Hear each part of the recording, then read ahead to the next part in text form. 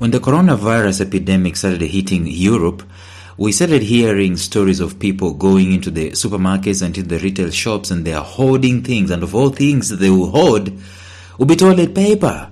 And one wonders, why in the world do you want to hoard toilet paper? Anyway, you would rather hoard something else, but that's besides the point.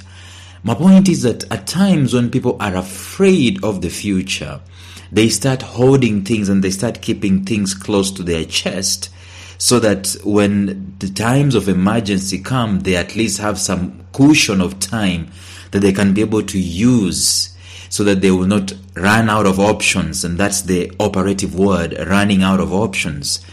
But interestingly enough, there is also the aspect of hoarding success, the aspect of hoarding creativity, hoarding productivity. And that's what I want to discuss in this episode today, even as we're talking about reentry. Stay tuned.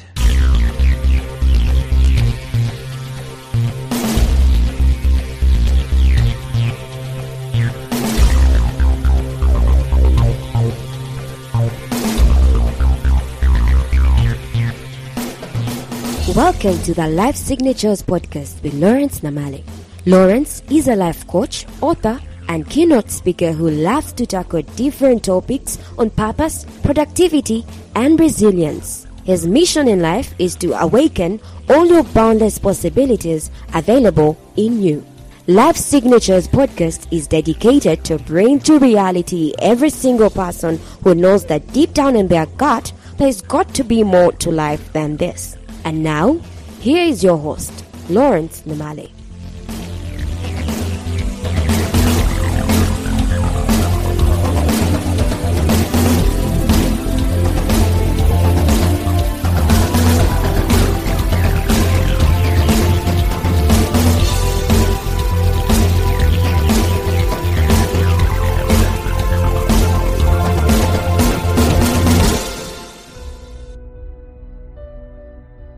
Alright, let's talk about reentry. We've been discussing this subject, and we've been saying that for those people who are productive, those people who are visionaries and you're championing some things, there comes a time in your life where you hit a low, not because you failed, but because you've come down from a high.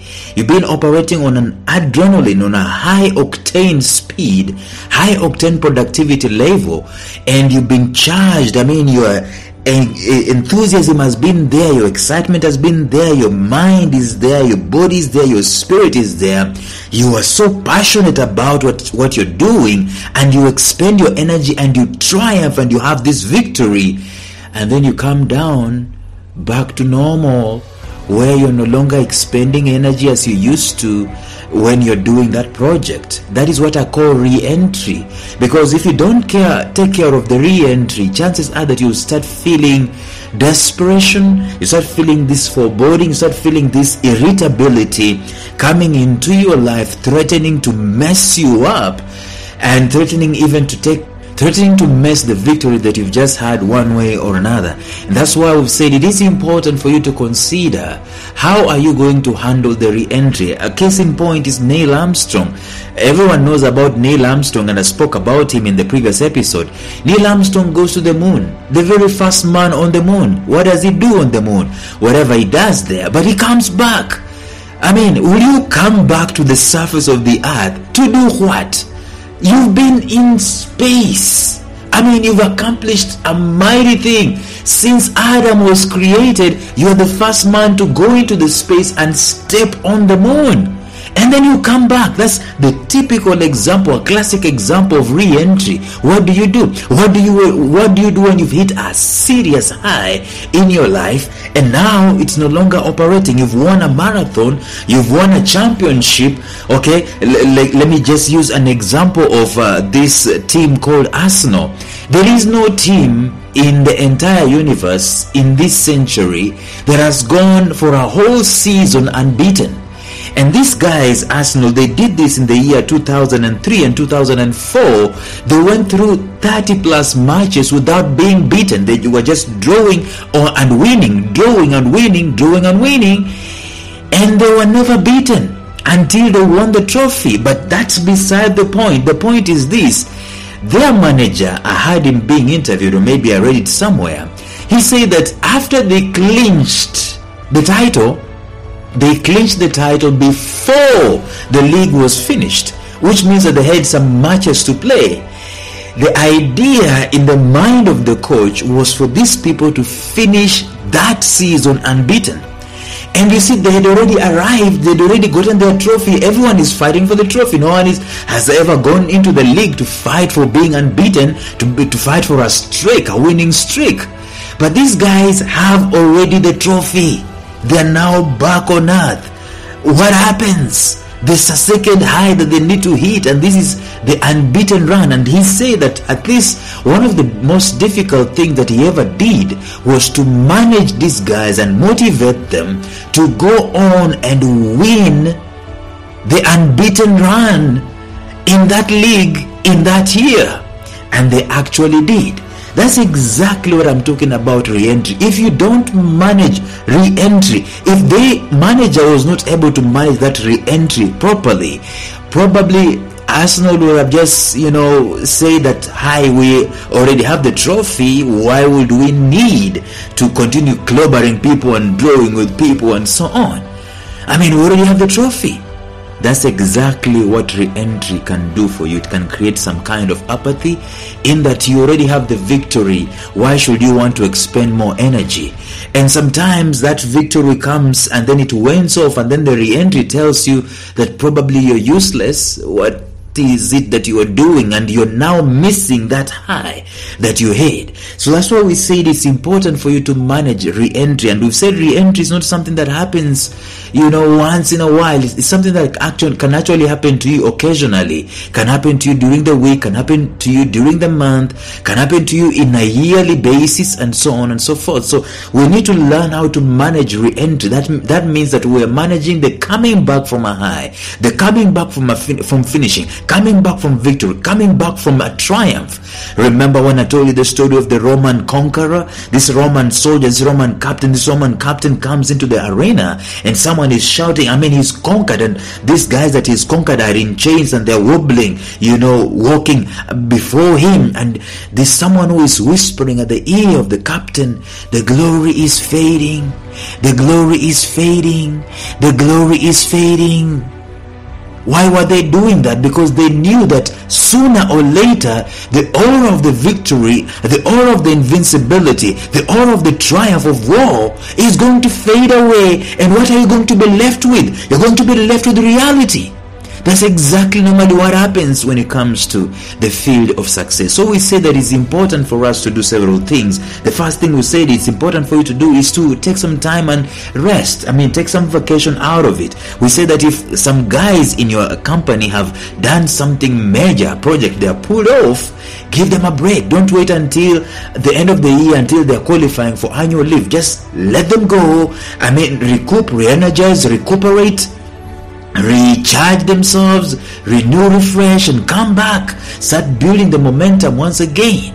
That's how you deal with re-entry. The other way we say that you can deal with the re-entry is through detachment. You detach yourself from being involved in that thing, in that you've done your part and you're not a control freak anymore. Let the victory coast around by itself. Let the project take its own shape without you micromanaging things, because a micromanager has not necessarily released the victory that he has already found. And you're still being involved in it, still being passionate with it. That's not letting go. A mother needs to let go of the daughter when the daughter is leaving the house to go into someone else's house to get married. The same thing with the son. We need to do these things of detachment in several areas, especially detachment after you have succeeded. We've said that one of the worst things is to face a heartbreak and not have the strength to move on. But we also said that the same thing happens with success. Having success and not having the strength to move on to another success, just like Arsenal. That is what we need to do. We need to have detachment coming into our lives so we can deal with that thing. And then yesterday we talked about isolation, making sure that this success you're having is not the only one. You're not a one-hit wonder. you basically are treating success in form of a continuity, and every success that you have is like a rung to you, for you to climb on and build on to it, so that you can have the next success, and so on and so forth. So you don't isolate this success that you've had as if it's the only thing that is there to be done. No, you keep doing what you need to keep doing until it is done. So success is treated in continuity. If you do that, you'll be able to deal with your re-entry, knowing that there's something else. And today I'm going to build on to that and talk about something else. How can you be able to deal with the re-entry? And remember, re-entry, we're saying, is this foreboding feeling that you're having where you're missing the success that you've just achieved. You're missing the triumph. You're missing the arena. You're missing to stand and the crowds are shouting your name and the cameras are rolling. You're missing that adrenaline that is coming to you when you are winning something, when you're having triumph. What do? The re-entry is just coming. The re-entry is introducing you into reality. The thing that you need to do in your mind, number 4, is to trust yourself. Because the very guy who won that victory is the very guy who is able to champion another victory. That's why in the podcast at the beginning I talked about holding. Sometimes we do not want to let go of the things that we have in our hands, especially in the field of success. And by the way, some people do not want to even expand the options that they have, thinking that if I expend this is the only option that I have, this is the only idea of the article that I have. If I write this article, I'm not going to have another idea. It's not going to come anymore. And so you hold on to this idea that you've been having. You're not trusting yourself to do what you can do in the moment, and let the universe, let ideas come to you as you go. And you see, you need to trust yourself to such an extent that you know that the more you expend an idea, the more you victor, the more you go out and have victory, the more you're going to have an opportunity to get another idea and another go again, so that you can have another victory and another success, and the cycle keeps repeating itself. But it's not that easy. Sometimes some of these things that we normally have, they don't come easily, and so we think that book idea, man, I did a bestseller. Will I ever be able to do another bestseller?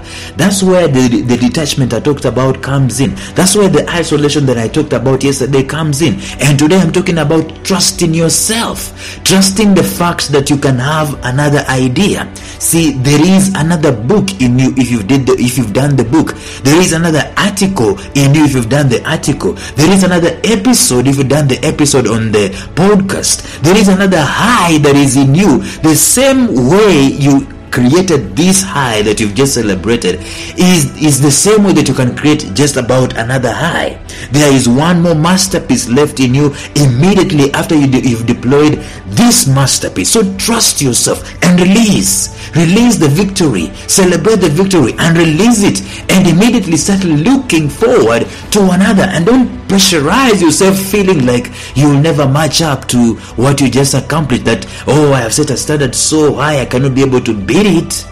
Listen, you can always be better, good, better, best. Do not let it rest until the good is better and the better is best. There is always something inside of you. You see, if you finished your work on the face of the earth, you're not needed on the face of the earth anymore.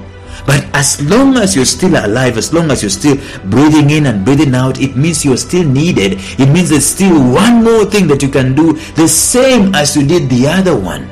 If you're unbeaten, you can be unbeaten again. And that's where the power of potential comes in. Let me tell you something about potential. Potential is inexhaustible. There is no one that I know that has ever fulfilled his potential to the fullest. Okay, I know there's some people, few people that we've read about in history and in scriptures, who have gone all the way and they have done wonderful things, and they have done so well that they just transition into the next life. They just die, and they die at a ripe old age. We're normally told that. And I can tell you this, that there is no single person apart from Jesus Christ who can actually say that I did everything that I was supposed to do 100% and I fulfilled my potential to the fullest. That is a good thing to say, and it's also a bad thing to say. It's a good thing to say because it tells you that you can always do something once you've done something. You can always excel again once you've excelled, and so on. So learn to trust yourself. There is much more where the previous masterpiece came from. You can trust yourself. See, if you can trust yourself, then you can know that you can do it again. And this lessens the pressure on you, and you can now be able to deal with the reentry amicably well. It is important for you to do that. It is important for you to trust yourself that you can do it again. There is another thing inside of you. There is potential inside of you. You've not expended this potential. So move on. Detach yourself. Get some rest. Trust yourself. And launch back. Chances are, by the way, that the next thing you're going to do will be even much greater than the previous. Why do I know that? I know that because God deals with us through glories. God doesn't, every succeeding generation is actually supposed to be greater than the previous. Glory to glory to glory to glory. And we cannot have the next glory if you haven't trusted yourself to have it. So learn to trust yourself. Well, until tomorrow, where we'll discuss one more. Bye-bye.